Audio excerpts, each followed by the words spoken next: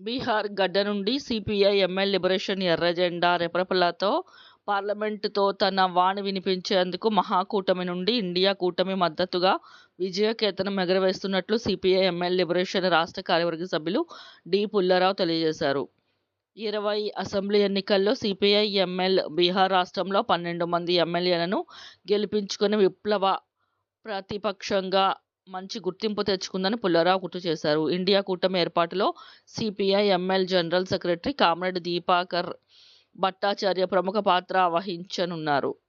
నేడు బీహార్లో నితీష్ కుమార్ బీజేపీతో చేతులు కలపడం ద్వారా తన ప్రతిష్టను దిగజార్చుకున్నారని పుల్లారావు అన్నారు. మహాకూటమికి ప్రజల నుంచి విశేషంగా మద్దతు వస్తున్నట్లు ఎన్డీఏ కూటమి బీహార్ తీర్పు గుణపాఠం నేర్పుతుందని దుర్గం పుల్లారావు జోస్యం చెప్పారు. 3 పార్లమెంటు స్థానాలు సిపిఐ ఎమ్మెల్యేకు కేటాయించగా ప్రస్తుత శాసనసభ్యులు అఖిల భారత కిసాన్ మహాసభ జాతీయ కార్యదర్శి కామ్రేడ్ సుధాను ప్రసాద్ అలా పార్లమెంటుకు పోటీ చేస్తున్నట్లు, ఆయన గెలుపు ఇప్పటికీ ఖరారైనట్లు పుల్లారావు తెలిపారు.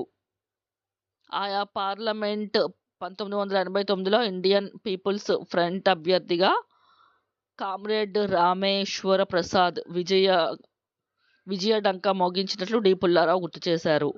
నలంద నుండి ప్రస్తుతం శాసనసభ్యులు సందీప్ సింగ్ పార్లమెంట్ అభ్యర్థిగా పోటీ చేస్తున్నారని, కరకత్ నుండి Akhila Bharata Kisan Mahasabha general secretary comrade Jayaram Singh పోటీ చేస్తున్నట్లు, వీరి ముగ్గురు అత్యధిక మెజారిటీతో గెలిచి పార్లమెంటులో మతోన్మాద ఫాసిస్టు శక్తుల పన్నాగాలను బట్టబయలు చేస్తారని పుల్లారావు తెలిపారు.